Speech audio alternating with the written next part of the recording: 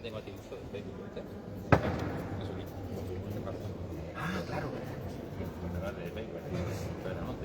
Ahí, anda. Y está mirando ahí. Dani.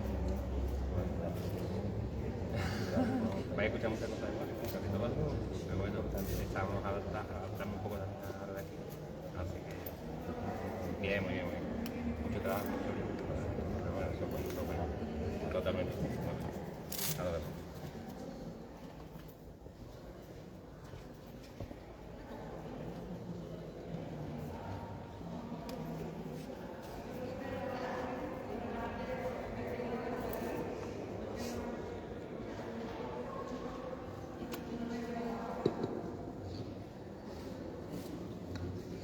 Buenas noches.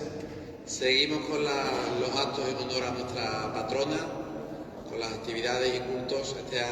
Hoy, el día de hoy, han venido desde Jerez de la Frontera el taller del Oribe, responsable de la restauración del relicario de Gala y famosos joyeros en el mundo cofrade de Andalucía y en toda España. Va a presentarlos el asesor artístico de la hermandad, don Juan Pedro Chamarro. Muchas gracias. Gracias, Rubén. Buenas noches a todos, agradeceros vuestra presencia aquí hoy. Y bueno, qué difícil presentaros. Primero os voy a dar una pincelada, más o menos para que situéis de dónde vienen estas dos maravillosas personas. Isabel Núñez Díaz es onubense, aunque nació en Barcelona, pero choquera. Es técnico especialista en anatomía patológica y técnico especialista en prótesis dental y en cerámica dental. Realmente,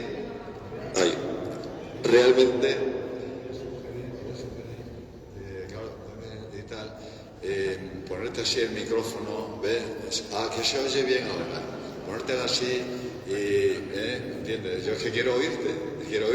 Y así que con tranquilidad, sin nervios, y así mira que bien se oye. Vale, perfecto. No estoy acostumbrado a estas cosas, yo siempre estoy detrás.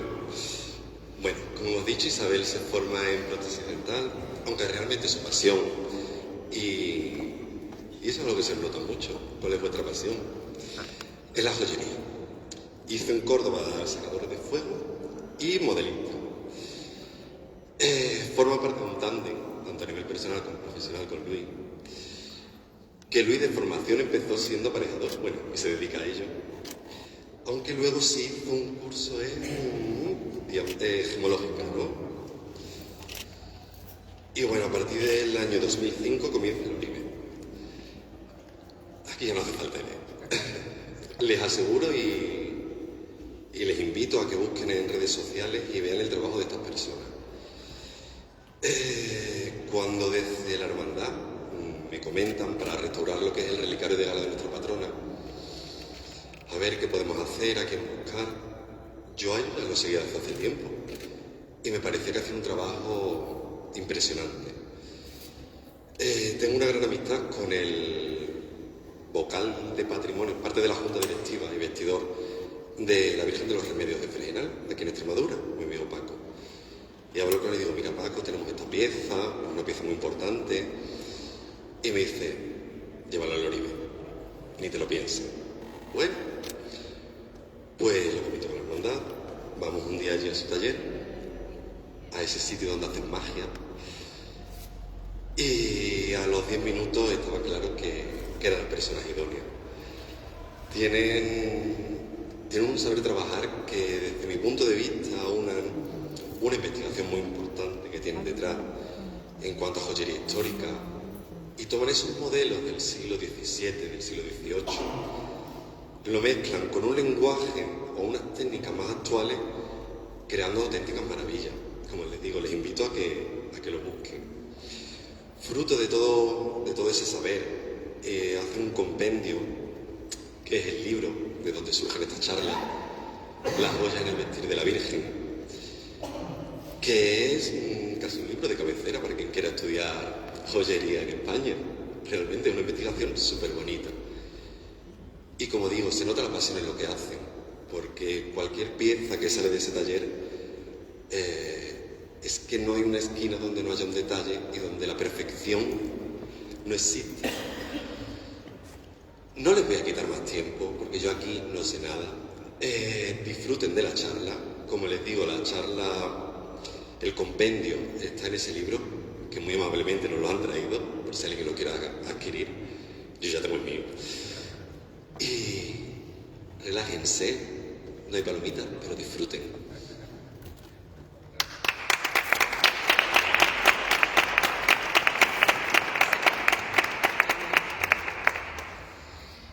Buenas tardes a todos. En primer lugar, debemos agradecer a la Cofradía de Nuestra Señora de las Cruces que nos haya invitado para hablar de lo que más nos gusta, las joyas. Gracias a la Cofradía y en la persona de su mayordoma, doña Inmaculada Fernández.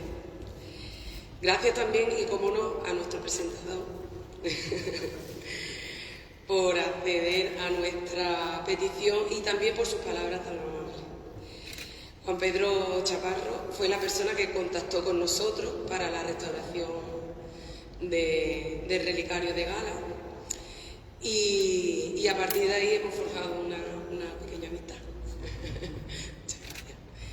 Gracias, por supuesto, también a Rubén, nuestro enlace con la cofradía, quien nos facilitó cuanta información y material hemos necesitado para la preparación de esta charla. Gracias también, por supuesto, a la asistencia de don Fermín Solano, conciliario y párroco de Santiago Apóstol, y esperando que encuentre adecuado el enfoque que le daremos hoy a este tema y también que sepamos transmitirle la pasión con la que Luis y yo vivimos esto. Y por supuesto, gracias a todos los asistentes por acudir a la llamada en una materia que hasta ahora solo había interesado a minorías, eso sí, exquisitas minorías. Gracias.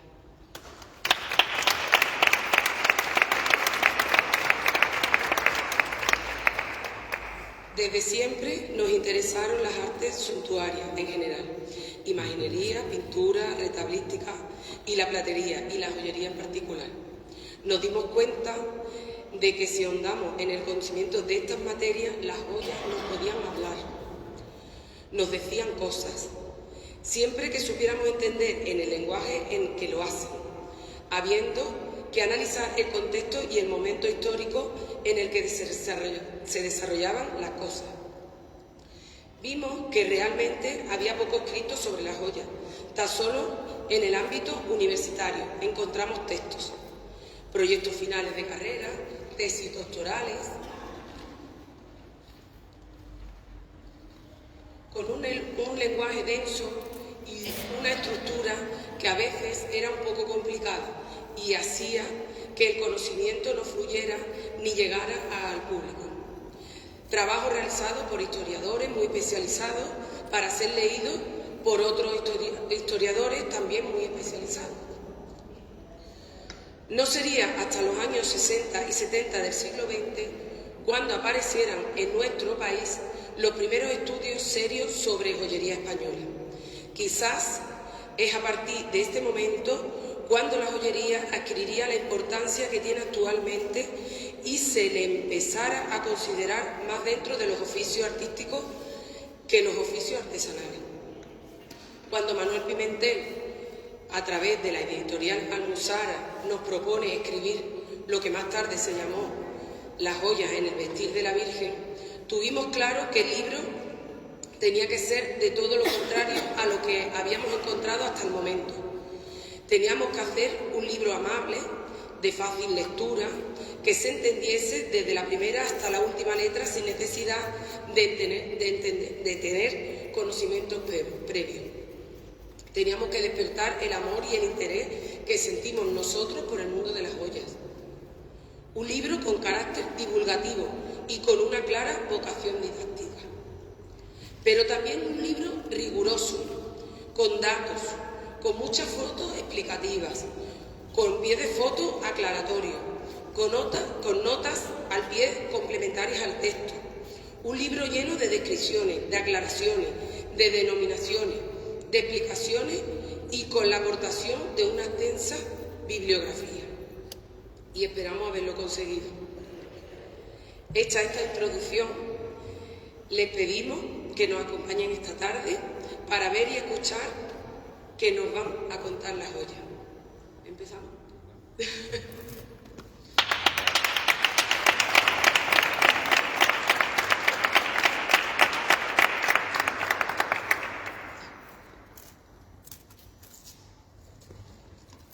Bueno, buenas tardes.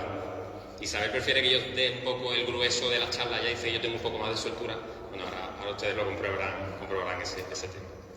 Yo creo que todo el mundo sabemos lo que son las joyas. Realmente son piezas pequeñas normalmente, bueno, pues hechas con metales nobles, con piedras preciosas y que sirven para el acicalamiento personal, el adorno personal. ¿Usted bien? Sí. Si ahondamos en las raíces etimológicas de la palabra, en el significado, siempre encontraremos esos significados alusivos a la alegría, al gozo, al ornato, a la belleza, al lujo. Lo que sí es verdad es que son objetos preciosos, pequeños, custodiados normalmente en familia, que pasan de padres a hijos, de madres a hijas, y a los que se le atribuyen sentimientos. Muchas veces incluso se le atribuyen, actuarán como amuletos, pasando a ser elementos de protección. Lo que sí está claro es que en todas las civilizaciones nos han servido para determinar la clase social de la persona, de sus portadores. En estas dos imágenes de mujeres romanas, bueno, pues a nadie se nos escapa cuál de las dos estaba mejor posicionada socialmente. Pues claramente la que está más enjollada. Ellas se hicieron enjollar así, estos son retratos funerarios, ellas se hicieron enjollar así para su muerte, para que incluso tras la muerte la gente supiera quién estaba mejor posicionado, con más joyas. Las joyas se conocen desde la antigüedad, ya incluso en los enterramientos egipcios pues aparecerán imágenes pues de los oribes, de los orfebres, trabajando los metales, batiendo los metales, incluso presentando a sus dioses, bueno, pues las piezas terminadas, en este caso un pectoral pues muy parecido a este otro que hay aquí. Realmente las primeras representaciones de la Virgen, las más antiguas que se conservan, están en Roma, datadas en el siglo III, en las catacumbas de Priscila. Aquí aparecerá la Virgen representada como mujer principal, como señora principal, es decir, con rico ropaje y con joyas, si se fijan, no aún con los atributos de reina, ni corona, ni cetro. Aparece en Santa María del Trastevere, también en Roma, bueno, en una tabla, Santa María de la Clemenza, aparecerá la Virgen con un tocado muy parecido, no es corona aún, es un tocado muy rico, lleno de pedrería, de perlas, muy parecido al que usara la emperatriz bizantina de momento, Teodora, ¿no? Si se fijan, esta es una representación. A la Virgen se le va a representar como la mujer más poderosa en aquel momento en Roma, en la Roma de Oriente. Si miramos representaciones de la Virgen antiguas un poco al azar y estudiamos el enjollamiento, vamos a parar, por ejemplo, vamos a recaer en Nuestra Señora de Częstochowa. Esto es una imagen, una tabla existente en un pueblo cercano a Varsovia, en Polonia. Es una tabla, como digo, donde la Virgen tiene hasta 9 ternos diferentes, metálicos, chapa de plata, chapa de oro, con pedrería encastada. La Virgen ha tenido hasta 17. Lo que pasa es que Polonia, como ustedes saben, pues, bueno, ha sufrido mucho en las dos guerras mundiales. Hasta 7 ternos, les digo, con ventanas para la cabeza y para la cara y las manos del niño y de la Virgen, pues enriquecidos con pedrería, con piedras preciosas, con metales preciosos. Un ejemplo de enjollamiento de elementos, de imágenes antiguas. Pero incluso también en la imaginería, esta imagen, por ejemplo, de la Virgen, de estilo gótico, bueno, pues aparecerán joyas pintadas sobre la policromía directamente. O incluso talladas como esta cadena de cierre de capa, ¿no? Talladas sobre la imagen. Es decir, estamos viendo ejemplos un poco al azar de imágenes antiguas donde siempre van a aparecer las joyas. Santa María de la Sede, la titular de la Catedral de Sevilla, una Virgen de estilo gótico, que en un momento de su historia va a ser recubierta de lámina de plata y pedrería. O esta otra, la Virgen de la Vega de Salamanca, que está en la catedral, igualmente recubierta de lámina de cobre, en este caso cobre dorado, con piedras encastadas, ¿no? Seguimos viendo un poco ejemplos. Se sabe que la Virgen de los Reyes, patrona de Sevilla y de su archidiócesis, sería el primer simulacro de imagen exclusivamente pensada, concebida para ser revestida. Se trata de una especie de maniquí con forma amorfa prácticamente en su interior, pensado para ser revestido. Esto no es una imagen de estas fernandinas que se ha modificado y que después con el tiempo en el 16-17 se ha revestido, sino que esta imagen fue concebida ya desde el siglo XIII para ser revestida. En el momento que hay textil, nosotros entendemos y defendemos así en el libro que bueno, el enjollamiento viene a ser mucho más fácil, claro, es mucho más fácil por el simple hecho de que se puede prender la joya. ¿Y cómo sería primitivamente el revestimiento con textiles, con telas sobre imágenes? Bueno, que en principio las imágenes se hacían de bulto redondo con los ropajes y con las telas tallados. Bueno, pues en principio con un manto por encima, al principio sobre todo, un manto por encima echado de una manera muy natural, y en el momento que hay textil es mucho más fácil que aparezca el enjollamiento. Aquí estamos viendo la espalda, el manto por detrás de la Virgen de las Nieves, de la isla canaria de La Palma, la del volcán, que tiene un joyero espectacularísimo y que, bueno, no solo se lo luce en todo su manto, sino también, bueno, pues como casi todas las imágenes de la Virgen, en la parte delantera. O este otro simulacro que se hizo hace unos años de la Virgen, rememorando cómo salía la Virgen de las Aguas del Museo en Sevilla. En el momento en que hay textil, es mucho más fácil prenderla. Sin embargo, desde el siglo XIII se sabe que a la Virgen del Pilar ya se le ofrecerían collares y garlandas para ser sobrepuestas sobre su manto. ¿Qué son garlandas? Vamos por partes. ¿Qué son garlandas? Garlandas se le llaman a estas especies de coronas, de diademas que usaban las doncellas en la corte. Aquí las llevo. Garlandas se le llama tanto a la diadema completa como a esta pieza, cada una de estas piezas que van bisagradas entre sí y que hacían muy fácil que se le adaptara a la cabeza a la doncella porque se adaptaba muy bien. Garlanda sería la propia diadema o también esta otra pieza suelta. A las dos cosas se le llama garlanda. Se sabe, por el archivo que existe, que se conserva, en el Pilar en Zaragoza, que a la Virgen se le sobreponían ya desde el siglo XIII collares y garlandas en su manto. Bueno, ¿cuál es el manto de la Virgen del Pilar? Porque la Virgen del Pilar es una imagen datada del siglo XI, creo tener entendido, de bulto redondo, posada sobre el pilar de su advocación y que, bueno, a priori su manto es tallado. Actualmente la Virgen del Pilar pues se presenta de esta manera. Pues realmente el manto de la Virgen del Pilar hoy en día es este tronco de cono que nace desde sus pies hacia abajo. Pero es curioso y se sabe que el manto de la Virgen del Pilar, primitivamente el manto textil, quiero decir, pues nacería desde los hombros. Y sobre todo, bueno, y sobre todo lo curioso es que con el tiempo ha ido bajando. Existen grabados antiguos donde el manto ya aparece como a medio cuerpo, desde medio cuerpo hacia abajo, hasta finalmente partir desde los pies hacia abajo, aunque se le sigue llamando manto.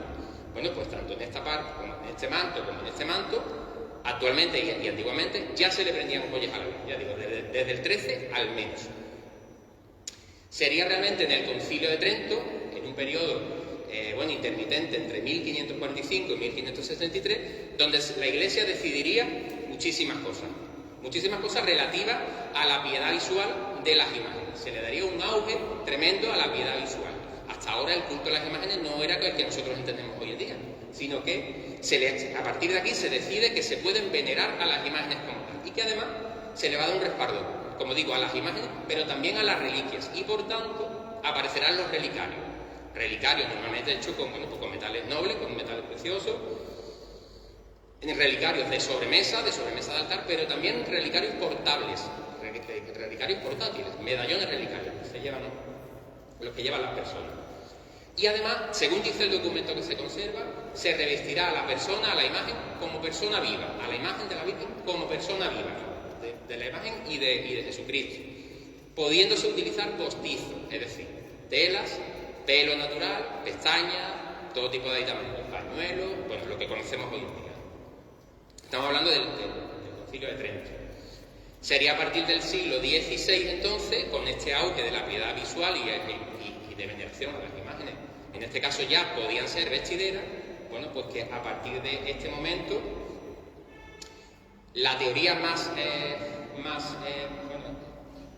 la que más es más extendida es que la condesa viuda de Ureña, que es camarera de Isabel de Valois en este momento, la esposa de de Felipe II, ella donaría sus ropas de viuda. Esta señora no es la condesa viuda de Ureña, es Mariana de Austria, la reina, cuando ingresa en el convento, pero ella no ingresa como monja, sino que ingresa como habitante del convento para vivir allí su viudedad, pero no, ella está vestida de viuda, no de monja.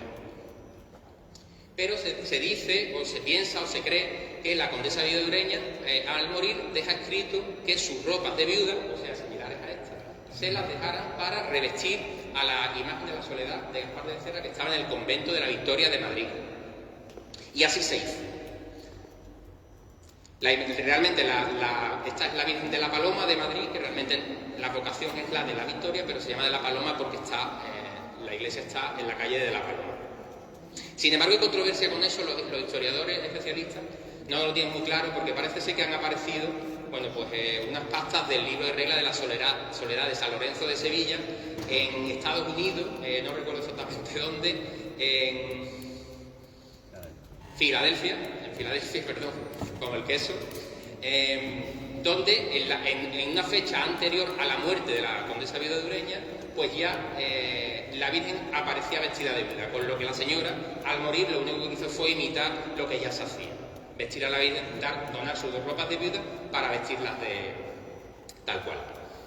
Hemos dado un poquito el salto, estamos en el siglo XVI-XVII, España en este momento es el máximo esplendor, es el imperio en el que nunca se pone el sol. Éramos dueños de medio mundo. España no es la España de hoy que conocemos, era España, Portugal, los Países Bajos, Bélgica, parte de Italia, al oriente Filipinas, al occidente toda la América española. Y bueno, los Habsburgo en este momento, la dinastía de las Austrias, son los que están a la cabeza de la Casa Real. En este caso, Felipe II, que es el rey un poco que comienza con esta dinastía tan fuerte. Es a partir de este momento cuando se va a poner de moda realmente ejecutar, hacer nuevas imágenes de la Virgen expresamente para ser revestidas. Ya no hacía falta tallar las imágenes de cuerpo completo, sino que solo se tallarían de candelero, es decir, busto y manos, y el resto con un cuerpo de palos se revestiría de telas. Nunca se vería el interior, siempre iría revestido de telas, por tanto no hacía falta tallar otra cosa. En el momento que hay textil, aparecerá el enjollamiento. ¿Qué pasaba con las imágenes de la Virgen? Imágenes con mucha devoción, con mucha unción, imágenes a las que se rezaba, imágenes que la gente no quería dejar de hacerlo, pero que estaban en contra absolutamente de la nueva moda, de la corriente de revestir a las imágenes con telas. Pues en muchos casos se harían barbaridades, entre comillas, como esta, se destajarían, se cortarían, con hachazos, en muchos casos. Todos los salientes que molestasen para poner unos candeleros, en muchos casos tan burdos como este, para revestir realmente a la imagen de la Virgen, pues de reina, ¿no? Como estamos viendo aquí, con telas, en este caso ricas o bordadas o de todo tipo. Este es un ejemplo de Chipiona, la Virgen de Regla de Chipiona, que ustedes conocerán seguramente. La Virgen interiormente es así. Sin embargo, a la Virgen se la provee del niño, no existe, el niño primitivo, el brazo que ella lo tenía, el otro brazo, que ella lo tenía hacia adelante, posiblemente con una manzana, un pomelo, un pajarito, no existe. Por detrás se destaca para hacer un candelero, algo similar a ese, porque si se fijan en comparación por el óvalo de la cara de la Virgen realmente tiene este tamaño. Sin embargo, no solo se le va a revestir, sino que la Virgen se le va a recrecer, para finalmente conseguir este efecto que es el que conocemos hoy en día y al que estamos acostumbrados. Claro, en el momento que se decide revestir a la Virgen con telas, se crea la duda de, ¿y cómo vamos a revestir a la Virgen? ¿En qué estilo? Pues se toma como modelo como se vestía la mujer más poderosa en aquel momento, la reina de España, que era el imperio, el país más poderoso que había en el mundo en aquel momento. Esta es Isabel de Borbón, vestida a la moda de los Austria, que se llama, es decir, con una basquiña acampanada, una saya acampanada en forma de campana, en forma de cono, con un jubón, un cuerpo ajustado y en forma de V, y después con unas mangas y una sobremanga de pico, si ven aquí, en forma triangular. Exactamente como está vestida, en este caso, con láminas de plata, con terno de lámina de plata, con pedrería engastada, la Virgen del Rosario de Granada. O sea, como está vestida actualmente, la Virgen de Rocío, la Virgen de Consolación de Utrera, la Virgen de Gracia de Carmona, la Virgen de Setefilla de Lora del Río. Todos estos pueblos andaluces, a la moda de los Austrias. Pero claro, ¿cuándo empieza el concepto, cuándo se nos plantea el concepto de realeza de María? La Virgen, ¿desde cuándo es reina? Porque ya hemos visto que en las catacumbas de Priscila todavía no lo era, o por lo menos no se representaba como tal, no se le representaba con los atributos de reina. Pues empezaría muchísimos años antes, en el 431. En el concilio de Éfeso se decide que la Virgen va a ser reina por analogía con las dinastías israelitas, el rey Salomón y compañía. El rey Salomón era el rey, pero la reina no era su esposa, sino que era su madre. Por tanto, por esa analogía, en este concilio se decide, la Iglesia decide, que si Jesucristo es rey, su madre también va a ser reina. Y además va a participar de la dignidad de Jesús y también de la realeza de su hijo. Es decir, desde este momento a la Virgen también se le considerará reina. Y por tanto, ya podrá utilizar los atributos propios de reina. Pero de reina de la tierra, como visten los reyes de la tierra, es decir, corona y cetro, atributos propios de realeza de los reyes de la tierra, pero también ricas ropas y también alhajas, si se fijan aquí están pintadas en este caso, atributos de los reyes terrenales, y por supuesto, para conseguir distinción en este momento, no existían móviles, no existían imágenes, el pueblo no sabía quiénes eran sus gobernantes. Ellos sí, los reyes de la tierra usaban este tipo de recursos, ricos ropajes, penachos, en este caso, coronas, en todas las civilizaciones, para distinguirse del pueblo, para que los subordinados supieran quiénes eran sus gobernantes, para conseguir distinción.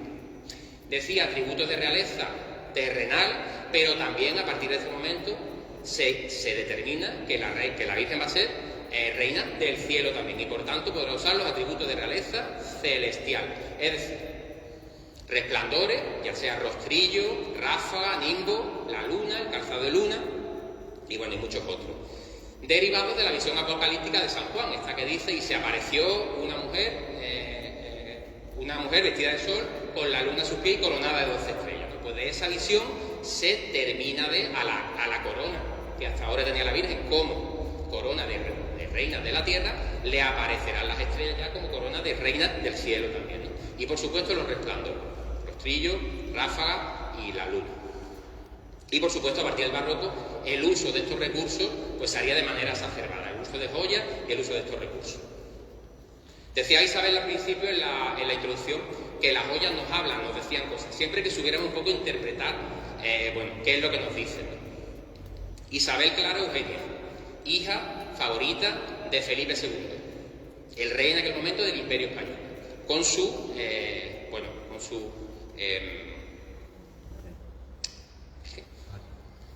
haya, con su criada, ¿no? Ella aparece vestida al modo de los Austrias, lo que hemos dicho ahora mismo, jubón, vasquilla acampanada, con una serie de joyas, pues redondeadas, llamadas joyas de atuendo que podían ser estas joyas redondeadas, llamadas pasos, por algunos autores, pasos, y estas otras joyas más alargadas, las de las perlas, llamadas pasillos, de manera que de la constitución de paso, pasillo, pues se cosían al atuendo, pues este tipo de joyas sueltas, se cosían haciendo la V del jubón, o por ejemplo en la gargantilla, incluso en las manillas, o aquí en el pecho, o simplemente desperdigadas por el pecho, pero joyas independientes que tienen unos canutillos por detrás, cosidas a esta atuendo. Estos atuendos, ellas necesitaban de vestidoras para desnudarse y para vestirse, porque esto realmente no es una falda como las que las mujeres se ponen hoy en día, sino que son piezas exactamente como las sayas de la Virgen, una pieza que solo tiene la parte delantera, en este caso sí daba la vuelta, pero que tiene una serie de cordones, de cintas que necesitan ayuda. Cuando esas ropas se quitan, se dejan caer encima de una cama y esas ropas son planas, no tienen la forma del cuerpo, sino que se van ajustando. El cuerpo se ajusta por un lado, las mangas se ajustan por otro lado y son piezas sueltas. A estas ropas que son de tejidos muy ricos, bordadas muchas veces, se le cosían estas piezas, joyas de atuendo. Aquí aparece, por ejemplo, con la gargantilla de pasos y pasillos. Esta es su madre, Isabel de Valois, con una gargantilla muy similar, también cosida. Nosotros, decíamos que las joyas nos hablan, nosotros, sin haber tenido esta pieza en la mano, el rostrillo de la Virgen de Gracia de Carmona, creemos que esto es un juego, sabemos que sí, que es una donación de 1680, concuerda con el tiempo del Imperio Español, de Isabel Clara Eugenia, y sabemos que es una donación de procedencia indiana, posiblemente esmeraldas colombianas, de un juego de joyas de atuendo, un juego de pasos y pasillos, siendo los pasos estas piezas redondeadas, siendo los pasillos las que forman la corbata, y posiblemente el resto de pasillos que faltan pues sean medios pasillos adaptados y soldados haciendo los galos de la cabra. Es decir, que esta donación sería un juego de, pues no sé, 25 pasos y 25 pasillos que se le da a la Virgen. Y alguien decide con eso hacerle rostillo a la Virgen de Gracia de Carmona, el rostillo más singular de los que tiene actualmente la imagen. Por tanto, las joyas nos hablan. Aquí lo tienen, un ejemplo. Nos llama la atención que junto a ella está, como decía Juan, su aya, su criada, se sabe hasta su nombre, Magdalena Ruiz. Qué raro que en un retrato de corte aparezca una señora vestida en toda su majestad, con sus mejores ropas, con lo mejor que tiene, con su criada. Cosa extraña. Se da la circunstancia de que se sabe hasta su nombre, se sabe que además Magdalena era muy querida, era una criada muy querida, entró en la corte en los tiempos del emperador, de Carlos V, posiblemente como ama de cría, cuidó también y crió al padre de Isabel Clara Eugenia, Felipe II, y posiblemente a las niñas, a ella y a su hermana, Catalina Micaela. Ella era muy querida y por tanto el hecho de que aparezca en un retrato de corte nos dice que estaba destacada por la realeza, por el rey, sobre el resto de los criados. Pero no solo porque aparece, sino porque además aparece vestida con ropas austeras, pero ricas para una criada, una toca de encaje no era normal, un encaje posiblemente de Bruselas, que en aquel momento Flandes era español, y además enjollada, con joyas pertenecientes a la clase popular a la que ella pertenecía. Ella era criada, no dejaba de serlo, pero sin embargo usaba coral y plata, que eran las joyas que podía usar el pueblo, digamos. El oro, las esmeraldas y las perlas estaban más bien relegadas a las clases sociales altas y el coral y la plata a las clases sociales más bajas. Joyas de carácter popular, de las que en España tenemos muchísimos ejemplos, gracias a los trajes populares que todavía se conservan, sobre todo de esta parte donde estamos, hacia arriba, hacia León, hacia Zamora, Castilla-León, toda esa parte. Esto es un traje de, no sé si conocen, el traje de la alberca, el traje de vista, que se llama de vista. En Salamanca esto es un traje de novia, un traje de gala, un traje de fiesta, que actualmente se lo ponen el día 15 de agosto, pero que normalmente, pasa de familias en familia, y lo que hacen ellos es que no parten los trajes. Las herencias no parten el traje, sino que pasa completo. Últimamente y modernamente se están creando, las familias forman hasta fundaciones para que el traje nunca se parta, para no desmembrar un collar de otro o la toca de tal. Si se fijan en esta vuelta que se llama la vuelta grande, pues está hecha por unos carretes, unas boyagras y unos halconciles, boyagras como pelotas de ping-pong, y estos carretes de una filigrana muy tosca que a nosotros nos recuerdan mucho al collar nazarí encontrado en Mondújar, en Granada, en el siglo XIV, que está en el Arqueológico Nacional, es un collar de oro espectacular. Es decir, que desde el siglo XIV al menos, y esto estamos hablando de la actualidad, que este tipo de joyas se siguen reproduciendo hoy en día, pues prácticamente el sistema de ejecución no ha variado. Se siguen haciendo prácticamente las mismas joyas hoy en día, reproduciendo las joyas antiguas.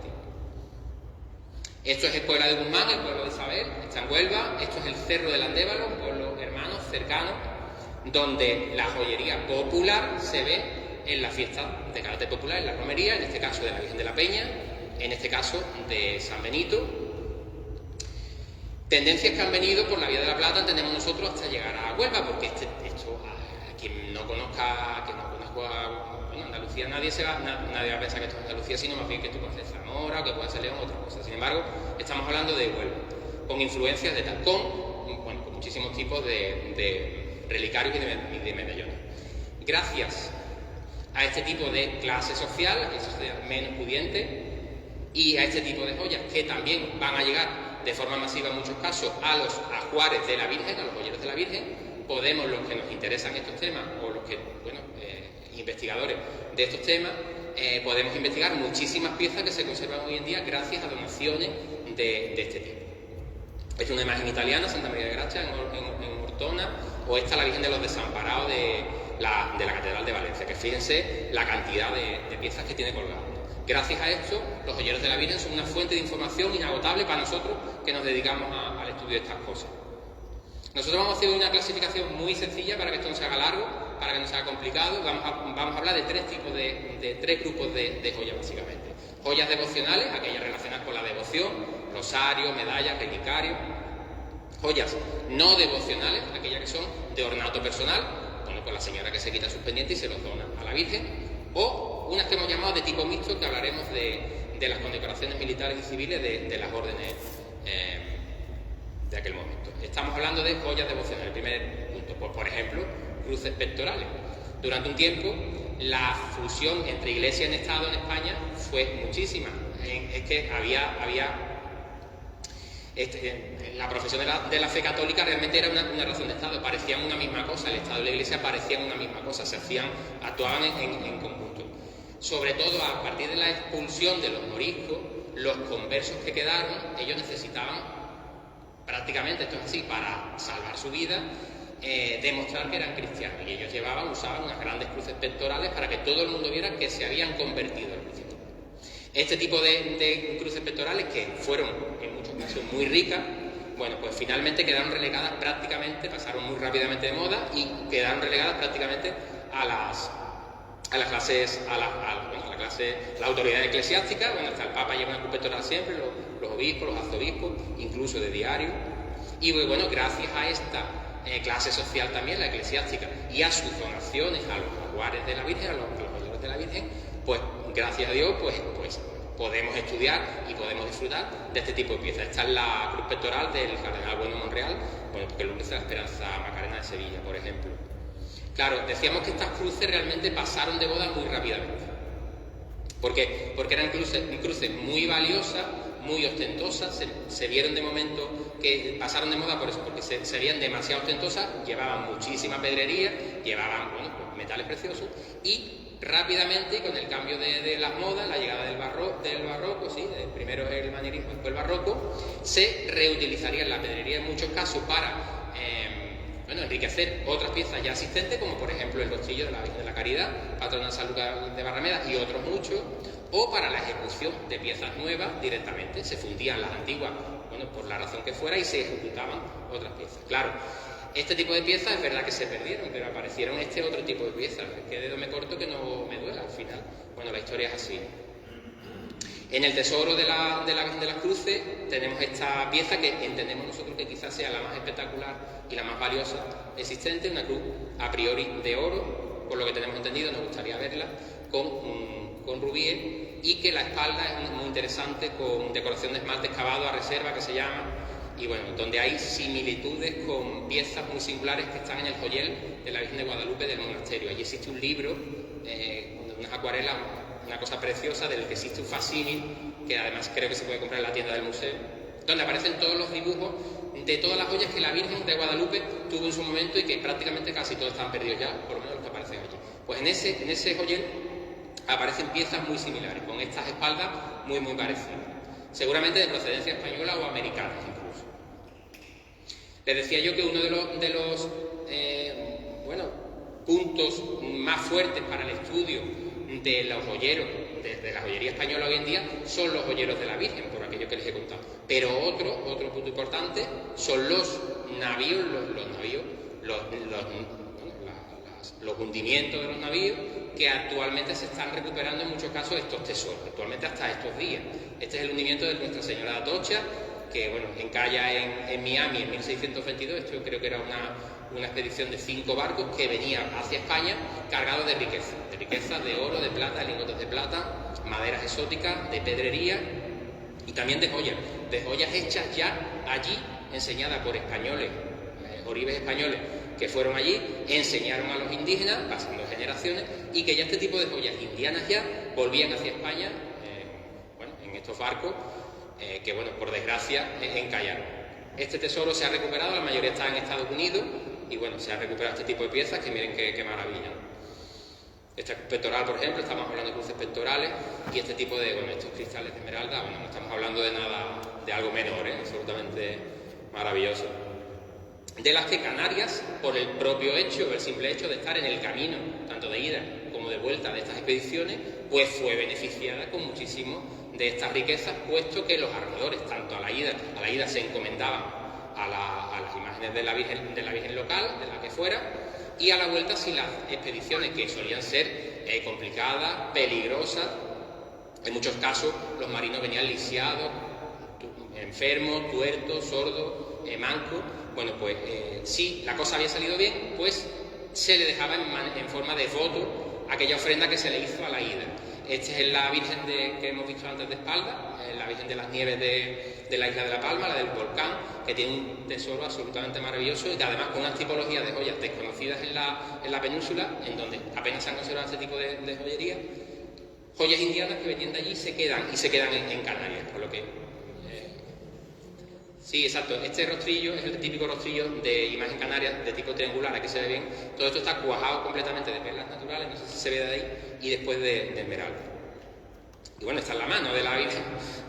Estamos hablando de unas esmeraldas pues, de cierta importancia. Siempre además con mazos de perlas aljófar, porque desde allí, como había tantísima cantidad de perlas, bueno, pues se adornaban a las imágenes con los mazos de perlas así en forma de guirnalda. Eso en Canarias existe mucho porque todos esos mazos, esos indianos, que a lo mejor quedaban allí, que se iban a hacer las Indias y se quedaban allí, hacían fortuna y mandaban a las imágenes, a las vírgenes de su recuerdo, este tipo de ofrendas. La verdad es que Canarias, además, como no ha sufrido prácticamente en el lanzamiento militar, la República, ese tipo de cosas, la Mendizábal, bueno, pues la verdad es que por su naturaleza de isla, pues ha sufrido mucho menos y se conserva muchísimo patrimonio, no solo en joyería, sino en retalística, en imaginería española de muchísima calidad.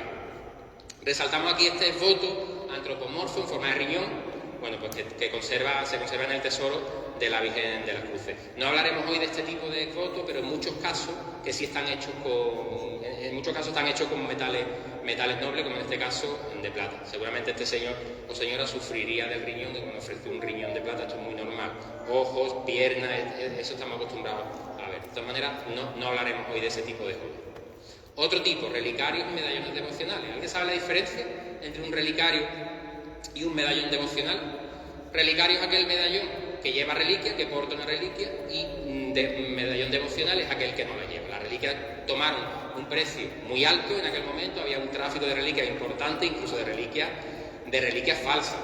Y bueno, tomaron un precio enorme y bueno, al final la gente prefería mandar a hacer medallones devocionales donde se hacían pinturas, normalmente pintados sobre cobre en muchos casos, pues escenas de la vida de la Virgen, escenas de la pasión de Jesucristo, la vida de los santos, medallones, en este caso devocionales, que en muchos casos pasan a la indumentaria popular. Este es el traje de cabacha de Puebla de Guzmán, el pueblo de Isabel, y que ese tipo de medallones, ya sean más ricos o menos ricos, más ornamentados o menos, gracias a Dios pasarán en modo de ofrenda a los joyeros de la Virgen como ofrecidos a la Virgen por gracias concedidas, y de manera natural pues se pondrían directamente sobre la imagen de la Virgen, como se ve ahí.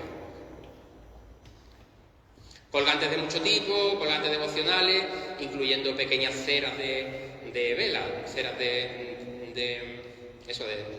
vela, bueno, modeladas, con pequeñas, este tipo, otros, bueno, son firmezas, son diferentes tipos, más ricos o menos ricos, y que bueno, estamos hartos de ver en todo este tipo de cuadros donde aparecen los joyeros de la Virgen es súper enjollada en todo su esplendor. Joyas nominativas, aquellas que nombran a la Virgen, en este caso las iniciales de la Virgen, MA, o incluso la de Jesucristo. Medallas que no tienen una medalla colocada en el pecho, ¿no? Medalla quizás es la joya más barata de llevar con un retablo portátil, digamos, en el pecho. Medallas de una hechura tan tosca como esta, pero con tantísimo, tan bonita, ¿no? Con tantísimo gusto. O medallas, estas otras medallas mucho más ricas, llamadas retablitos porque tienen forma un poco de retablo, bueno, pues ya mucho más ornamentada, con pedrería, con esmalte. Aquí hay una Inmaculada, esta es la Virgen del Pilar, si se fijan ahí está el Pilar, y si se fijan como comentario, el manto le aparece desde los hombros, si se fijan. Medallas estrelladas de este tipo. Son dibujos del joyel de Guadalupe que antes les decía, que se conserva en el convento, pintados, o sea, dibujados sobre pergamino. Este tipo de medallas estrelladas, este otro tipo que se llaman concepciones, una medalla concepción porque representan a la Inmaculada Concepción. Rosarios, esto da para otra charla, el rosario podemos hablar largo y tendido. Hoy no vamos a hablar apenas nada, simplemente que son los rosarios de filigrana, sobre todo, son muy difíciles de tallar. Nosotros al taller nos llegan muchos rosarios. Pero dice, ¿y esto de qué época cree usted que es? Pues esto es muy antiguo, esto era de mi abuela. Bueno, no lo sabemos, porque los rosarios de filigrana, sobre todo, se están haciendo desde el siglo XIII-XIV de manera idéntica a la actualidad. Entonces, a no ser que tenga una marca de joyero, o que se vea evidentemente que es una pieza moderna, no sabemos nunca datar, ni nadie es capaz de datar este tipo de piezas de filigrana. Bueno, llegamos al rosario de gala de la Virgen de las Cruces. Voy a tomar un poquito de agua porque estoy seco. Rosario de gala que bueno, hemos tenido el honor de restaurar. Un rosario de gala que nosotros entendemos, aunque es una pieza ecléptica,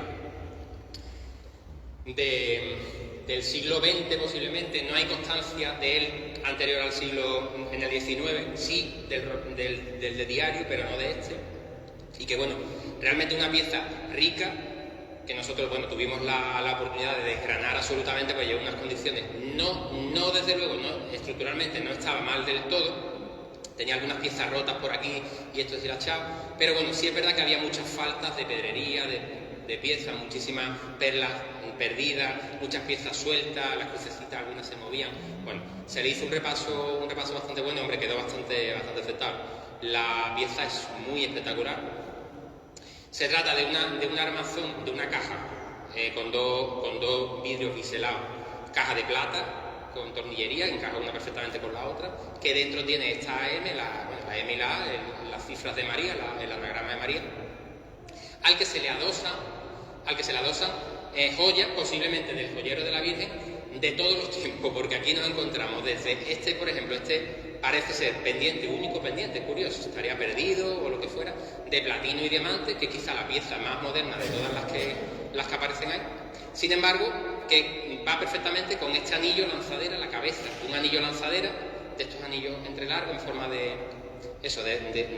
barqueta o de lanzadera, que se llama, que están fechados en el 16, de oro y diamante.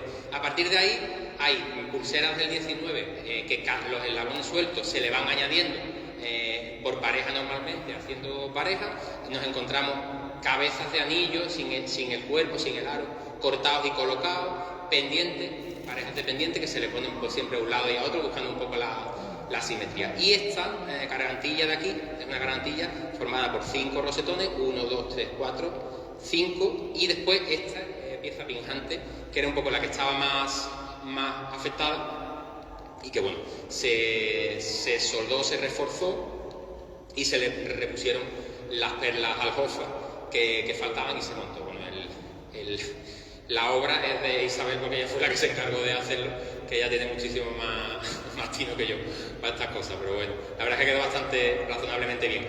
Entendemos que es del siglo XX por el solo hecho de que no aparece vestigio alguno de su existencia anteriormente.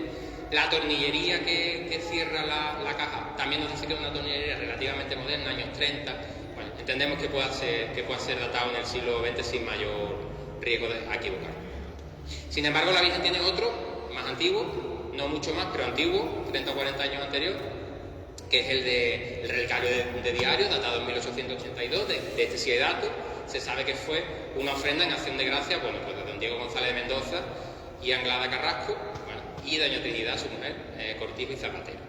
Sí es verdad que Juan, creo que hace un par de años, ¿no? Le hiciste o el año pasado, un artículo en la revista en el que se hablaba de él. Bueno, no hay muchos más datos que esto, sin embargo es verdad que el centro, el motivo central, pues sí que se asemeja un poco a la medalla de María Auxiliador de la Milagrosa, que bueno, en Francia, unos 40 años antes, se había puesto, se había instaurado, y la verdad es que posiblemente por reminiscencia francesa, con la llegada de los Borbones y tal a España, es posible que llegara aquí estampas de esta con las 3 cruces y la M, y bueno, al final esto quedó un poco ahí relegado. Hablamos del segundo tipo ya, joyas de carácter mixto. Aquí hemos hecho un poco un cajón desastre. Vamos a hablar de órdenes militares y civiles y de sus emblemas. El emblema de órdenes militares y civiles en las que el rey del momento, bueno, pues inventaba una orden, la orden de Carlos III. Carlos III inventa su orden, la orden de Carlos III. hago una especie de logotipo, digamos, una especie de emblema, un escudo, y hago una banda normalmente y le otorgo esos símbolos a caballeros que me ayudaban a mí, que yo soy el rey, con dinero básicamente, caballeros de la nobleza, en que ellos ayudaban al rey con dinero para gastar en la guerra, en soldados. Claro, es que ese rey era realmente caro, porque eso, el dinero, los soldados, las guerras, todo eso lo pagaba la Casa Real. Estos ayudantes, digamos, estos nobles que le ayudaban, bueno, pues el rey los distinguía de alguna manera con la pertenencia a estas órdenes. Órdenes que tenían su símbolo, y ese símbolo normalmente eran hechos joyas también, y que los hombres lucían con muchísimo orgullo, porque no todo el mundo pertenecía a la orden militar, a la orden civil, también las hay militares, que correspondiese. Aquí, por ejemplo, aparece Velázquez en un recorte del cuadro de las Meninas, donde él aparece ahí, a él se le hace caballero de la Orden de Santiago, desde que es pintor de cámara, y él aparece ahí tanto con el hábito, que es esta vestimenta negra, como con el propio emblema de la orden. Lo que pasa es que aquí no es joya, sino que seguramente es la Cruz de Santiago, pero de fieltro o de terciopelo. El emblema lo mostraban los hombres, los caballeros, con muchísimo orgullo, porque no todo el mundo pertenecía a estas órdenes. Órdenes militares o civiles, se llaman hábitos o veneras. Aquí volvemos a ver un hábito de Santiago, de la Orden de Santiago. Muchas veces estas joyas, que son de las pocas que podían usar los hombres, los varones, pues también fueron entregadas y donadas a los joyeros marianos, y gracias a eso en muchos casos lo hemos podido estudiar. Aquí aparece Fernando VII, posiblemente el peor rey que ha podido tener España, con el hábito de la Orden del Toisón de Oro y con el collar puesto, el collar del Toisón de Oro. Collar del Toisón de Oro que pocas imágenes de la Virgen tienen concedido por la Casa Real. Entre ellas sí lo tiene concedido la Virgen de Atocha, que es patrona de la Casa Real Española. Esto no es la Virgen de Atocha, es una reproducción mexicana de la Virgen de Atocha, pero no sirve porque si aparece se ve perfectamente el collar del Toisón puesto. La Virgen de Atocha en la actualidad aparece desnuda, no la revisten y nunca apenas le ponen ningún tipo de atributo ni de nada, tan solo una corona muy simple. Pues los dominicos, no quieren hacerlo, cosa que deberían de cambiar. Orden del Toisón de Oro. Claro, nosotros entendemos que esos son los antecedentes de las distinciones civiles y militares que actualmente se le hacen a las imágenes. Por ejemplo, la Virgen de los Remedios de Fregenal, pues que aparece con su fajín militar cedido por un militar o por el estamento, por el propio ejército, a la Virgen. No vale irme a un anticuario y comprarle a la Virgen un fajín militar y ponérselo, porque se parezca a la Macarena. Eso no tiene ningún sentido. Esto es una distinción militar que hace un militar a la Virgen, que se lo dona directamente. O en el caso de la Virgen de Araceli y de Lucena, pues que aparece con el bastón de mando de alcaldesa perpetua, en este caso. Hablaremos de las insignias que tiene la Virgen de las Cruces de aquí de Don Benito. Es curioso, cuando hablaba con Rubén estos días, que me decía, mira, tenemos unas cuantas insignias, pero no tenemos ni idea de dónde vienen ni qué pueden ser. A ver si tú descubres algo. Bueno, esta es la más evidente y esta es muy fácil, esta sí lo sabía Rubén. La medalla de la ciudad o de alcaldesa honoraria que se le concede a la Virgen en 2013. La concede el ayuntamiento, bueno, esta no tiene ningún misterio. Tiene otra, esta distinción de Isabel II, lo que sí desconocemos nosotros, no sé si, él me decía, Rubén, no existe documentación de nada de esto, ¿no? Claro, no sabemos cómo llega. Es posible que alguien la compre, pues no sé, en el Rastro de Madrid porque le gusta y se la regala a la Virgen, eso es posible, ¿vale?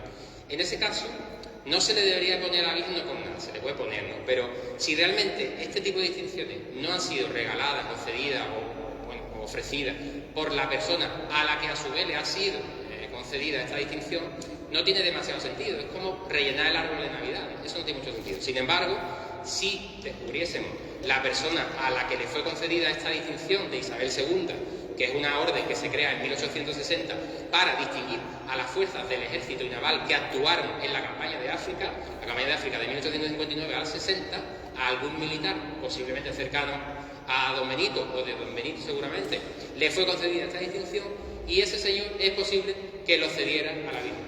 En ese caso, si se sabe algún día, sí sería procedente ponerle esta distinción.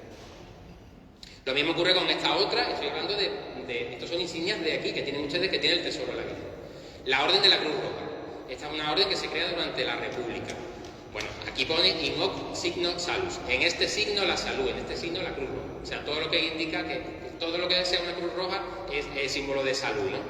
En el que aparece, es curioso porque aparece lo que es la insignia grande, la que se lleva normalmente en el pecho cuando te la ponen, esta insignia que llevan, no sé si han visto los militares muchas veces, en este caso no es militar, pero estas insignias estrelladas grandes, pero también aparece la miniatura para llevarlo para no llevar la placa grande, pues a veces te daban la pequeñita para llevarla así, o en una banda cruzada al pecho y en la moña cuelga de ahí. Esta es la miniatura. La Virgen en este caso tiene las dos, es curioso.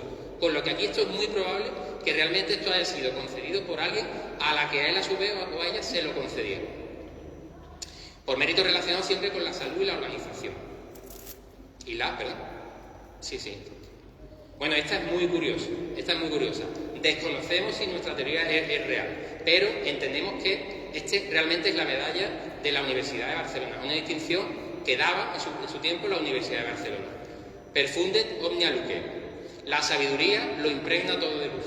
Es curioso que aparece aquí un sol, el sol como luz del conocimiento, y en medio la cabeza de Medusa, como una de las tres gorgonas, pero en este caso no como una fiera, que lo era, sino como deidad protectora, como diosa protectora. Desconocemos cómo llega eso aquí. La cuestión es que lo tiene la Virgen, y bueno, es curioso. No es normal, yo no lo había visto nunca, de hecho, ¿verdad, Isabel? No nos habíamos encontrado nada nunca de esto parecido. Y esta que tiene como mucho encanto, esta es la más importante quizás de todas ellas. Esta es la insignia de la Orden de Carlos III. Esta es la distinción, la condecoración española civil más distinguida en este momento. Si ustedes se fijan, la reina y el rey suelen aparecer cada vez que viene un jefe de Estado con una banda de color azul celeste y con esta cruz, o aquí, el rey. La reina nunca. La reina siempre en la banda. Es esta insignia, pero ha perdido la parte central. Aparecen las 4 flores de lis y normalmente en la parte central luego aparece la C de Carlos y tres palos de tercero, número romano, 3i. Aquí está. Pero ha perdido el motivo central, que era una Inmaculada Concepción. Aquí lo ha perdido, pero si se fijan, es exactamente esto. Desconocemos si a la Virgen le ha sido concedida, pero desde luego esta es la insignia de la Orden de Carlos III. Es curioso. Otras insignias, bandas masculinas, estas que les decía de las órdenes, estas bandas cruzadas al pecho, que nos llegan a nosotros de forma textil hoy día y que esto no nos choca en absoluto, pero que esto es la evolución de esas cadenas metálicas de oro de plata cruzadas al pecho de las que ahora hablamos.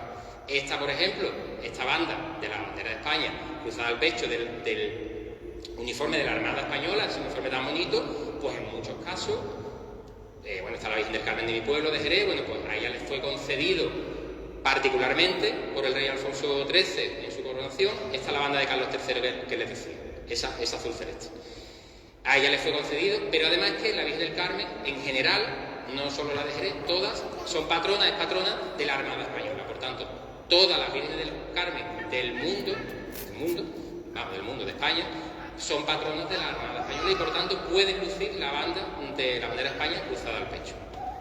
Les decía que esta es la evolución de estas cadenas cruzadas al pecho, cadenas metálicas de oro y de plata, de este tipo, que los marinos que sobre todo iban en las expediciones estas tan peligrosas, les decía, pero a Filipinas, al Oriente y a China, ellos, como venían muchas veces lisiados, tuertos, muchas veces cuando volvían no podían trabajar, como ellos ganaban dinero, estaban muy bien pagados, eran expediciones muy peligrosas, ellos dormían, comían en el barco, no tenían gastos, digamos, hacían dinero y se compraban este tipo de cadenas ricas de oro en muchos casos, de filigrana, de plata algunas veces, estas otras de piedras duras, y algunas de ellas, como esta por ejemplo, pues se le concedería, se la donaría, pues su dueño, un carmonense que estuvo en las Indias, y es la que lleva la Virgen de Gracia de Carmona los 365 días del año puesta en su delantal. Es esta de aquí, es una cadena de filigrana polilobulada, pesa 2 kilos, 600 gramos de oro, una cosa importante, y nosotros nos recuerda muchísimo de nuevo al collar nazarí de Andújar de hace un par de diapositivas para atrás. Siglo XIII, siglo XVII. Es decir, la cadencia Hoy las comunicaciones con el móvil son instantáneas, pero en este caso no.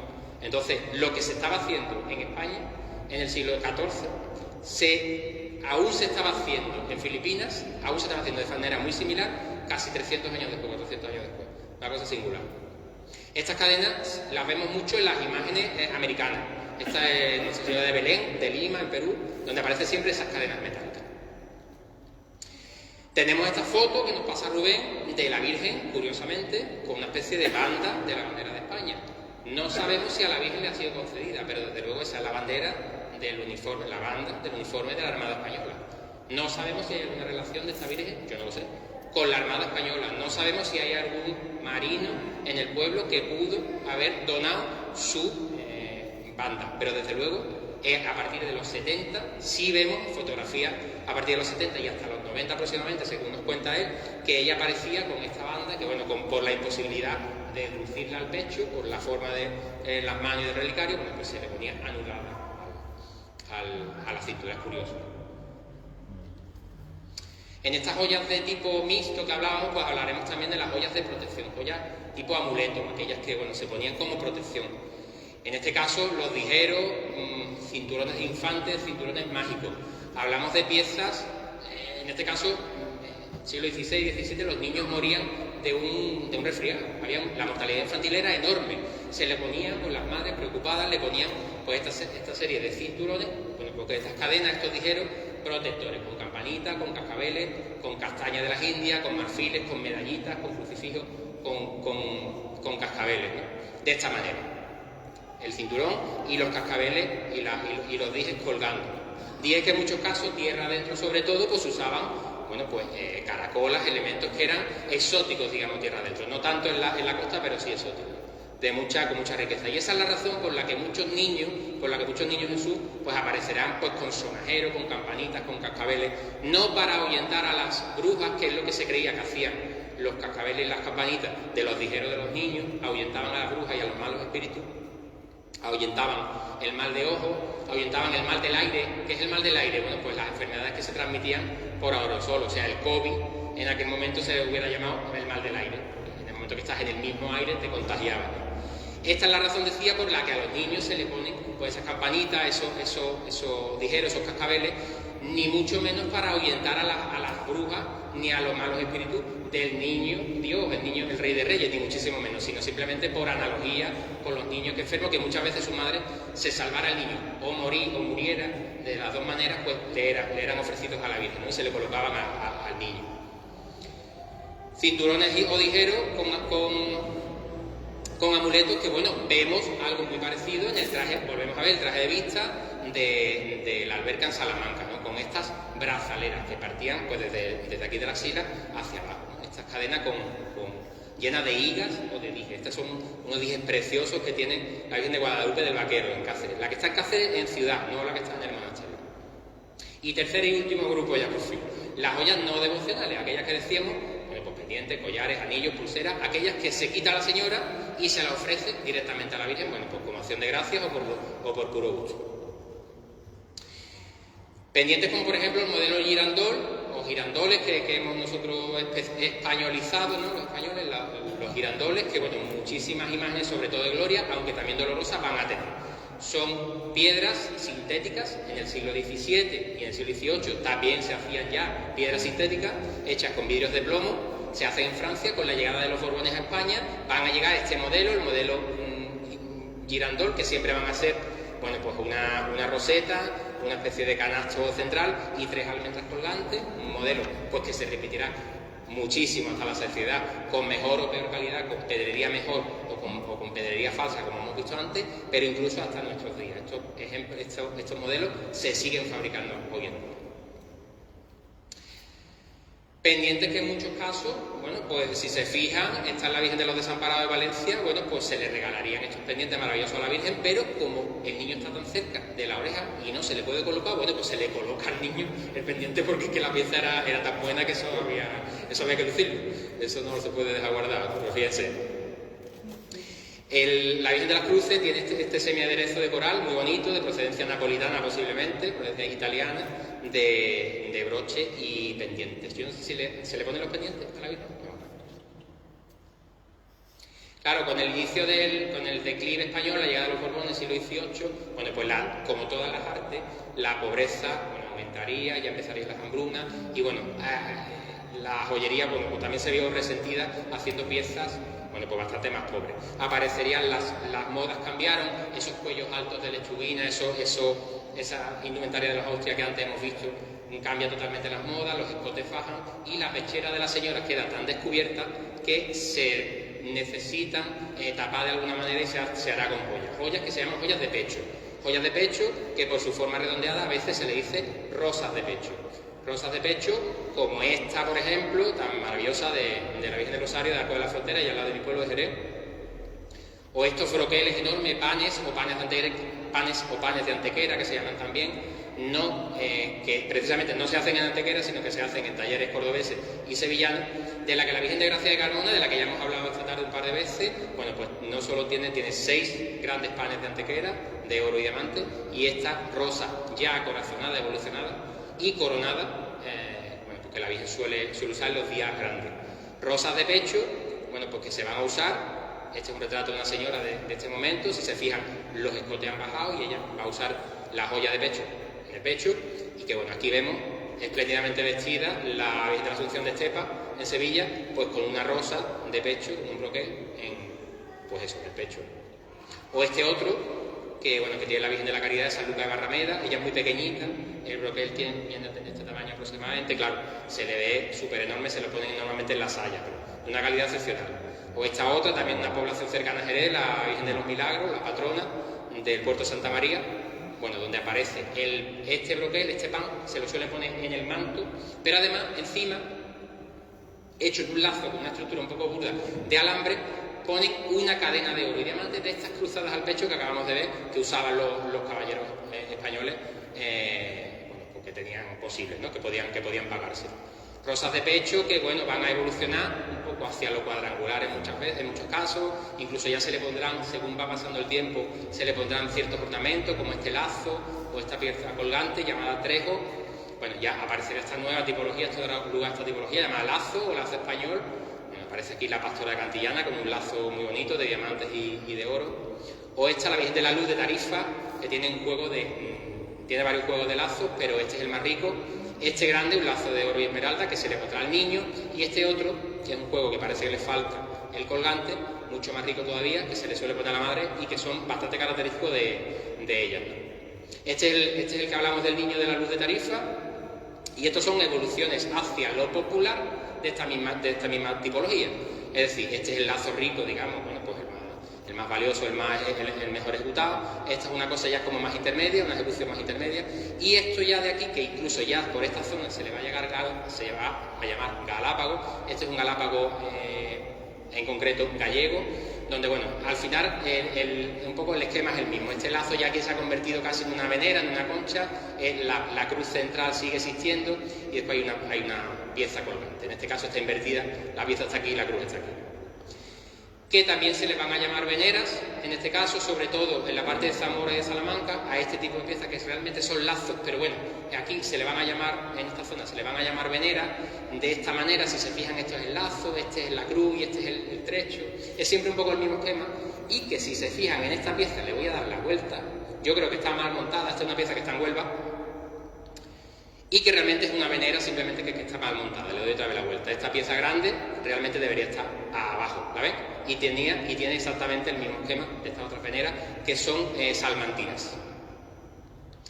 Rosas de pecho, pues que evolucionan hacia lo triangular, hacia lo acorazonado. Incluso se le van a añadir flores en tembladera, en muchos casos, coronas. Esto es un dibujo de una rosa de pecho acorazonada con flores en tembladera, muy similar a esta del tesoro de la Virgen de la Caridad de San Lucas. Esta, sin embargo, es del joyel, del libro de joyas de la Virgen de Guadalupe del convento, del monasterio. Fíjense qué dibujo más bonito, ¿no? Rosas acorazonadas que aparecerán muy ricas, sobre todo en Antequera, en los magníficos joyeros de la Virgen de los Remedios y la Virgen del Rosario, que son espectaculares. Esta también es del Rosario, de Antequera. O estas dos que aparecen colocadas en la corona de coronación de la Virgen de Araceli de Lucena, en Córdoba. Estas coronas son del año 34 de Cayetano González, pero estas piezas, tanto esta de diamantes como esta de esmeralda, pues aparecerán, las tenía la Virgen y en un momento dado se decide, la hermandad decide que se le pide que cambie el diseño a Cayetano González, al orfebre, y que las incluya en la corona, y así lo hace, una por cada cara, una cosa verdaderamente preciosa. O esta de aquí, que está más cerca de aquí, esto es en Coria, Nuestra Señora de Argemes, bueno, con esta espectacular rosa acorazonada de filigrana y perlas preciosa, que a la Virgen se le pone, pero que creo que se le pone poco. Esta es una rosa que hicimos nosotros hace un par de meses para San Lucas de Barrameda también, bueno, basándonos un poco en los modelos del joyel de la Virgen de Guadalupe, ¿no? del monasterio. Claro, es que en el momento en que han bajado los escotes, las modas han cambiado, los peinados han cambiado, existen una serie de piezas, ramos en tembladera, con flores en tembladera, que se usaban como adornos de pelo. Este tipo de piezas se adornaban el pelo. La señora cuando se movía, pues se le movía y daba mucho brillo, mucho fulgor, y eran piezas que gustaban muchísimo. Y este tipo de piezas se conservan muchas porque gustaban tanto que no se quisieron deshacer. Algunas se reutilizaron, como por ejemplo en el cetro de la Virgen del Carmen de Jerez, que tiene un ramo en tembladera ahí, o si se fijan, les voy a poner un vídeo, que es un segundito, para que vean la espectacularidad de este tipo de piezas, porque gustaban tantísimo. Fíjense cómo, qué movimiento y qué brillo y qué todo, ¿no? En los esmaltes, en muchos casos, con flores. Si se fijan, estos son moscas, esto mariposa, bueno, qué pieza más espectacular. Que muchas veces estas piezas se conservan porque se les ponía una especie de solapa y se enganchaban en esta parte del vestido y se ponían aquí, entonces al andar se movían.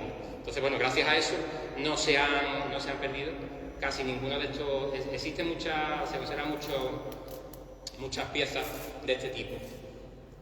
Rosas acorazonadas y coronadas, esta es la que yo les decía de la Virgen de Gracia de Carmona, bueno, donde aparece ahí las 6 rosas, los 6 broqueles, los 6 panes, y en medio esta tan espectacularísima. Que ya van a tener, esta es una evolución bastante avanzada ya de este tipo de piezas, ya hacia lo vertical, hacia los alargados, ya un poco buscando la forma de los petos, lo que más tarde se llamaban petos. Peto, que es una palabra española, procamantón o peto. Imágenes, estas piezas triangulares, piezas normalmente de cierre que terminan siendo de adorno, que más adelante en el siglo XIX se volverán a poner de moda y que se montarán en esta especie de pinzas, son varias y se forman siempre en forma triangular, que su uso ya irá bajando hasta ponerse en el bajo vientre, como este tipo, por ejemplo, pero que realmente nacería de ponerlas aquí. Fíjense que el pecho ha bajado el escote y aquí aparecerán esta pieza, que es un peto en alamar en forma de media luna que se llama, que podía ser básicamente esta, pero que a este tipo de piezas pues se le van a seguir añadiendo un poco para ocupar este triángulo que quedaban en los trajes vacíos y que incluso, ya digo que la pieza irá bajando, ¿no? Todas estas piezas después serán añadidas. Como este, por ejemplo, de la Virgen del Pilar, o este otro de la Virgen de Consolación de Utrera, que es un peto en forma de media luna o de alamar.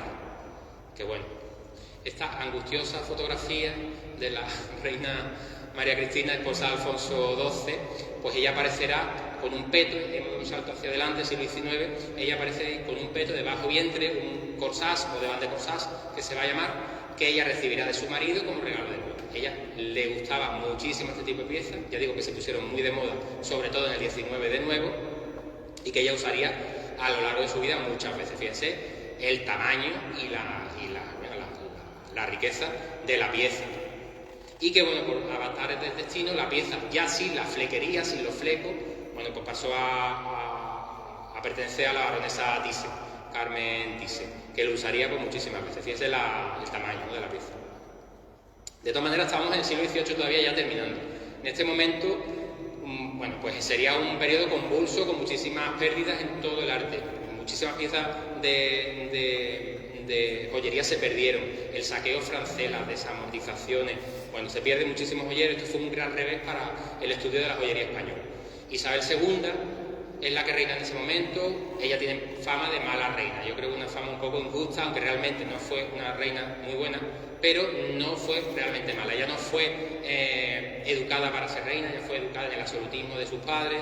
Bueno, ella es reina desde los 3 años, estuvo en manos de regentes y de gobernantes toda su vida, y ella decidió vivir su vida, gastarse el dinero que tenía, y bueno, si se fijan, Ella era una persona muy beata, muy dicharachera, muy empática, le caía bien a todo el mundo. Ella hacía muchísimos regalos, también de joyas. Ella decidió conocer su país y viajar por toda España, y en todos sitios a los que iba hacía donaciones normalmente a las devociones marianas de cada sitio, las más importantes. Ella era una persona bastante excéntrica, fíjense su forma de vestir, fíjense este vestido, fíjense el estampado, fíjense la cinturilla, esa diadema. Bueno, digamos que era un poco adelantada a su tiempo, un poco mano rota, ya no importaba gastarse el dinero suyo y de los españoles sin ningún problema. Lo que sí es verdad es que su hermana, que vivía en Sevilla, la iba a visitar mucho, ella, a su hermana digo, y ella era muy beata tenía mucha devoción por la Virgen de los Reyes de Sevilla, hasta el punto de que le hizo muchas donaciones, entre ellas el traje de los Castillos y Leones, un traje que ella usaba pues normalmente, y que lo dona a la Virgen para que se le hiciera un manto. Bueno, por las dimensiones de su Alteza, bueno, dio también pasalla, dio pasalla y con manto, y bueno, la Virgen de los Reyes lo usa con mucha frecuencia. Ella quedó embarazada muchas veces, pero perdió muchas veces la infanta Isabel, pero el día que ella la reina va a dar las gracias por el feliz alumbramiento de la niña, que la niña había sobrevivido, el cura Merino, un cura republicano, un cura anarquista, intenta atentar contra la vida de la reina clavándole un puñal. Dado el corsé que ella llevaba con tantísimas ballenas tan apretado para disimular su gordura, y a la cantidad de joyas que llevaba encima, pues el puñal no llega a clavar y salva la vida. El cura, por supuesto, fue ajusticiado, y ella decide, digo que ella iba a dar las gracias a la Virgen de Atocha, que es la patrona de la Casa Real del País, y ella decide que con todas las joyas que llevaba en aquel momento se le hiciera a la Virgen de Atocha este aderezo de corona con resplandor, corona de niño y estos rostrillos de topacios imperiales, diamantes, oro y plata, bueno, que actualmente están expuestos en la galería de las colecciones reales en Madrid, que es una auténtica maravilla. Si no han ido, les aconsejamos que vayan, ¿verdad? Porque es impresionante. Bueno, fíjense la cantidad de joyas que llevaba esta señora un día de diario, vamos, fíjense. Y que ella usaría libremente. Ella mandaba a su secretario al convento, que mi señora, que la corona, se la daban y ella se la ponía, después la devolvía, ¿no? Ahí está, con la infanta Isabel precisamente. Claro, ya hemos entrado en el siglo XX, casi terminando la charla. Claro, la vida avanzaba, la vida urbana, la vida del campo, la vida va a pasar a la vida urbana. Entendamos la vida urbana, bueno, pues de principio del siglo XX.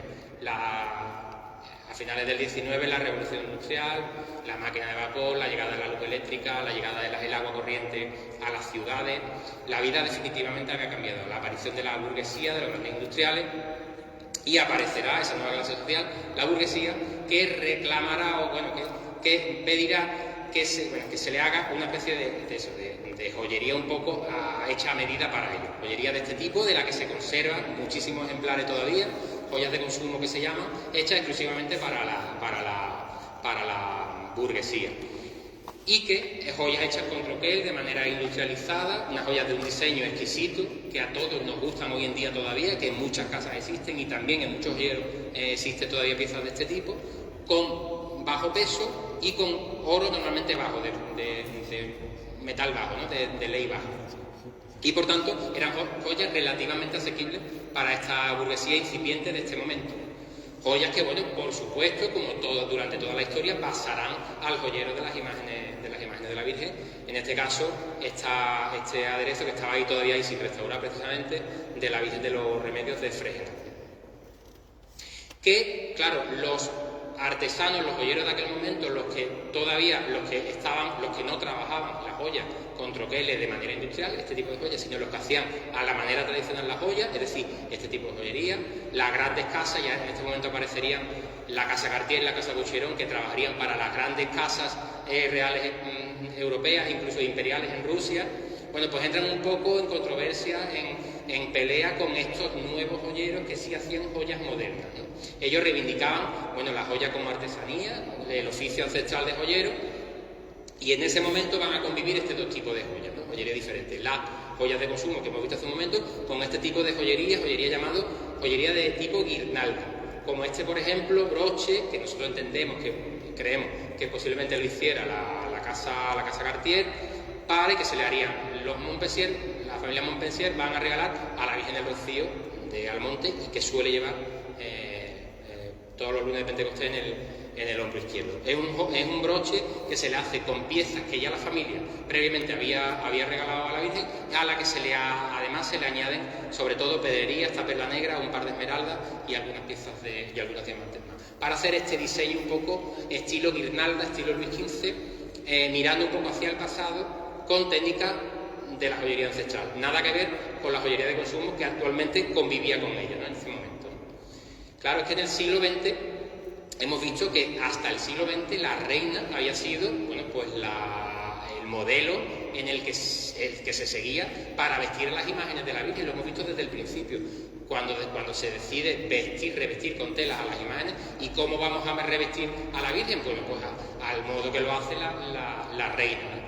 Pues hasta el siglo XX va a ser así. Claro, ¿qué pasa? Con la llegada del siglo XX, con la llegada de la República, el exilio de los reyes, y que, bueno, realmente la reina, en este caso, la reina Victoria Eugenia, esposa de Alfonso XIII, ella vestía en poquísimas ocasiones de esta manera, sino que ella vestía a la última moda de París, pero de calle, pues se van a perder los modelos, bueno.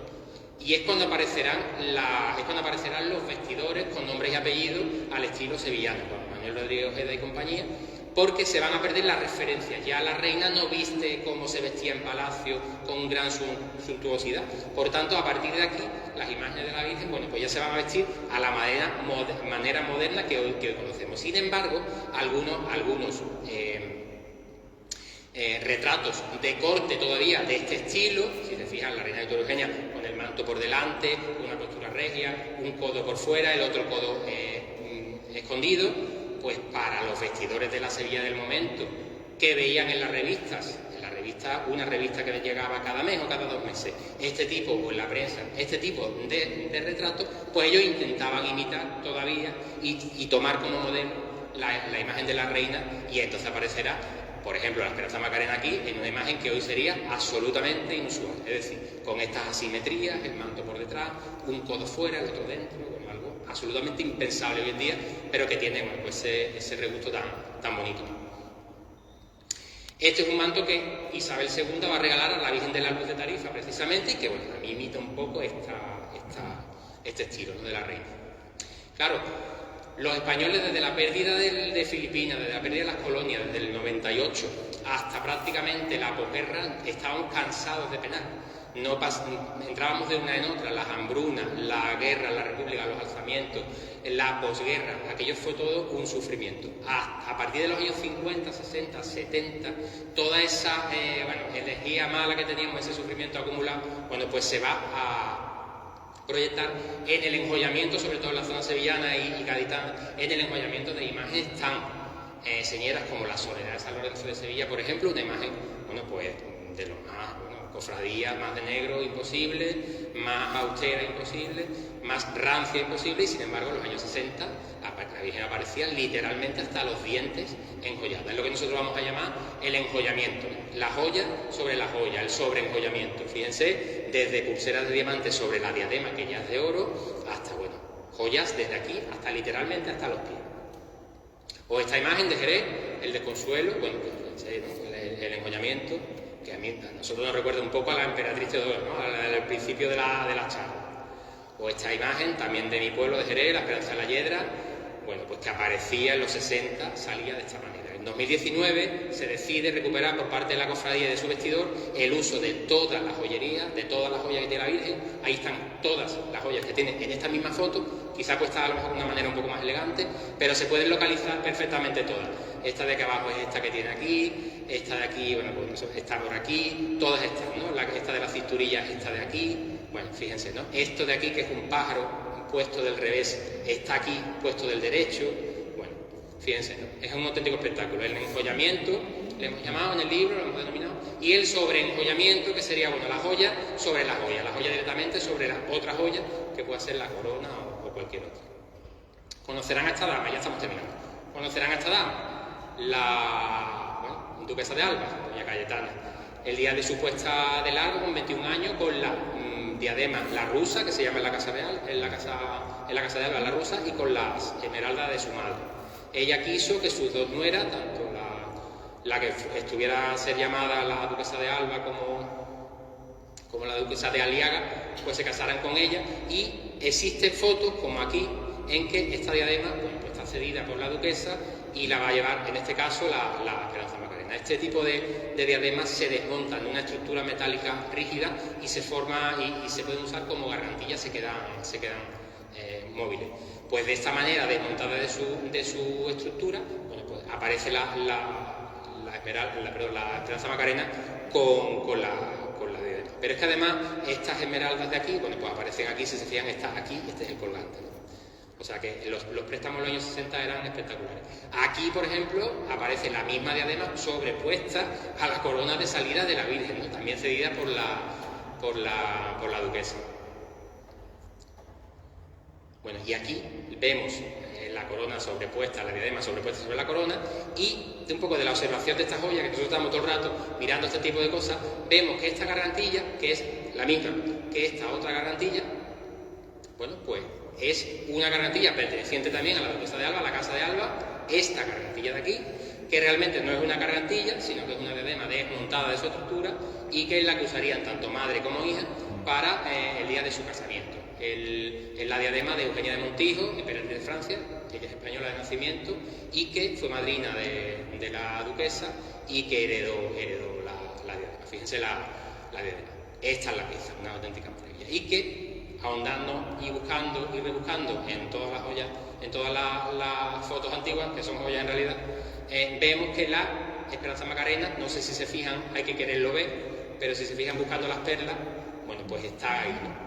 La pieza sobrepuesta sobre la corona de oro de salida de la Esperanza Macarena de Sevilla, la corona de joyería Reyes, diseñada por Rodrigo. Una auténtica maravilla, es el sobreenjollamiento más absoluto. Y bueno, ya hemos terminado la charla. Tan solo dos últimos ejemplos, que además no son españoles ni andaluces, los andaluces y los extremeños también. Tenemos fama de exagerados, los españoles también. Bueno, es que los españoles sois muy exagerados. Esto es Italia, esto es Colonia, perdón, esta es Alemania, la Virgen de las Joyas. Esta es la imagen, sin embargo, en la Catedral de Colonia, ella aparece presentada de esta manera, ¿no? Fíjense, al niño prácticamente ni se le ve, no se sabe. O bueno, este es un Carmen, la Madonna del Carmine, en Avigliano, en Italia, pues que el día de su fiesta, el 16 de julio, las monjas, está en un convento, las monjas, pues le ponen todo el oro que tiene la Virgen en su ajuar. Así. Una cosa fantástica. Así que nada, estas son las conclusiones ya. Yo les pregunto, ¿creen ustedes que después de hora y pico charlando hay que ponerle joyas a la Virgen? Pues absolutamente sí. ¿Y por qué? Bueno, pues lo vamos a argumentar. En primer lugar, porque es la madre de Dios y por tanto nuestra madre. ¿A alguien de ustedes no le regalaría una joya a su madre? Porque son complementos necesarios a su imagen, fíjense, lo hemos visto. Y porque además nos van a ayudar a dirigir la mirada hacia ella. O sea, son un vehículo que nos llevan a la Virgen. Y porque además son fruto de donaciones como testimonio tangible de devoción. Nos hemos encontrado grandes joyeros con imágenes con poca devoción, pero si hay grandes joyeros con mucho, significa que en algún momento la hubo. Son testimonios, las joyas son testimonios tangibles de la devoción. Porque además no son un alarde de lujo, como sí lo son en las personas, sino que son parte de su iconografía, lo hemos visto, y además van a representar también su realeza, la Virgen es reina. Y porque además ayudan a presentándolas en majestad, como mujer perfecta, modelo de creyentes. Y además no nos dejan olvidar la victoria de la Virgen por ser la elegida por Dios entre todas las mujeres. No es una mujer normal, es la elegida por Dios. En un legado de simbología de su glorificación que nosotros, señores, no podemos destruir. Bueno, muchísimas gracias.